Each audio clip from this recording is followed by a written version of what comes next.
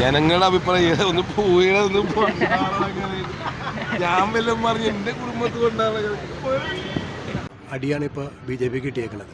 പക്ഷെ തൃശ്ശൂരുള്ള ജനങ്ങൾ ഇത്തരം മണ്ടന്മാരായി പോയല്ല എന്നുള്ള എൻ്റെ ഒരു പുള്ളിയങ്ങ് എടുത്തു. അത്രേ ഉള്ളൂ. തൃശ്ശൂര് സുരേഷ് ഗോപി ജയിച്ചല്ലോ, അപ്പം അതിനെ കുറിച്ചുള്ള അഭിപ്രായം? ജയിച്ചൂലേ, നന്നായി, ജയിച്ചു, പൊളിക്കുന്ന പുള്ളി, സന്തോഷം, വേറൊന്നും പറയാനില്ല. പുള്ളി വരണമെന്നായിരുന്നോ? അങ്ങനെയൊന്നുമില്ല, ആരെങ്കിലും വന്നായില്ലോ, പുരോഗമനം വരട്ടെ, അത്രേ ഉള്ളൂ. നമുക്ക് UDF ജയിക്കാനൊരു ആഗ്രഹം, എന്തായാലും നടന്നില്ല. 3-ാം സ്ഥാനത്ത് പോയി. മുരളീധരനും വന്നില്ല, അല്ല സുനിൽകുമാറും വന്നില്ല. സുരേഷ് ഗോപി ഇഷ്ടമായിരുന്നു. സുരേഷ് ഗോപി ഇഷ്ടമാണെന്ന് വെച്ചാൽ ഇല്ല. UDF ആര് വരണമെന്നാണ്? UDF മുരളീധരൻ, തൃശ്ശൂർ. പുള്ളിയെ ഭയങ്കര ഇഷ്ടമാണ്. പുള്ളി പറഞ്ഞാൽ നമ്മൾ ഇന്ത്യ മുന്നണിൻ്റെ ഒരു ആളെ പ്രവർത്തകനാവുകൊണ്ട് അങ്ങനെ. സുരേഷ് ഗോപി ജയിച്ചല്ലോ, എന്താണ് അതിനെക്കുറിച്ചുള്ള അഭിപ്രായം? ഇത്രയും വർഗീയതയുള്ള ഏതെങ്കിലും ഒരു രാഷ്ട്രീയ പാർട്ടി നമ്മുടെ ഇന്ത്യയിൽ ഇന്നുവരെ ഉണ്ടായിട്ടില്ല. അത്രയും കൂട്ടിയ വർഗീയതയാണ് ഇവർ പറയണത്. മനസ്സിലായോ? ഓരോ സമുദായങ്ങളെക്കുറിച്ച് ആക്ഷേപങ്ങളും അവരെക്കുറിച്ച് പല കുറ്റങ്ങളും അവരിവിടുന്ന് രാജ്യം കടത്തും എന്നൊക്കെ പറയുമ്പോൾ അവരെന്തോരം വർഗീയതയുള്ള പാർട്ടി ആയിരിക്കണം. ആ വർഗീയതയുള്ള പാർട്ടീനെ രാജ്യത്ത് നിന്നും തുടച്ചു നീക്കാൻ വേണ്ടിയിട്ടാണ് ഈ ഇലക്ഷനിൽ ഗംഭീര ഒരു അടിയാണ് ഇപ്പോൾ BJP കിട്ടിയേക്കുന്നത്. പക്ഷെ തൃശ്ശൂരുള്ള ജനങ്ങൾ ഇത്തരം മണ്ടന്മാരായി പോയല്ല എന്നുള്ള എൻ്റെ ഒരു ചോദ്യം.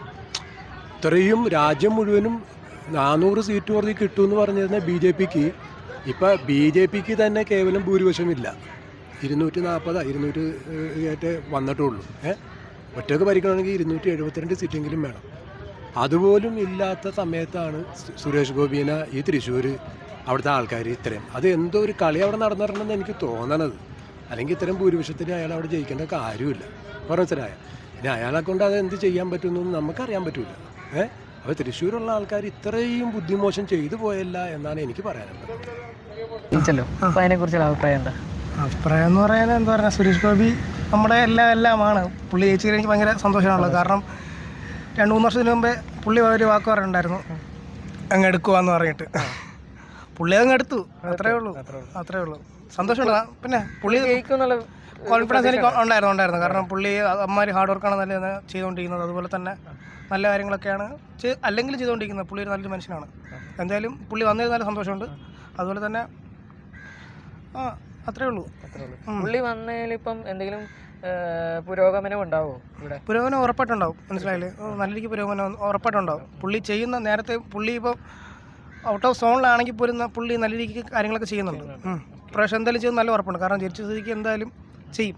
ഉറപ്പുണ്ട്, നല്ല ഉറപ്പുണ്ട്. എങ്ങാനും UDF LDF ജയിക്കും എന്നുള്ളൊരു ടെൻഷൻ ഉണ്ടായിരുന്നു.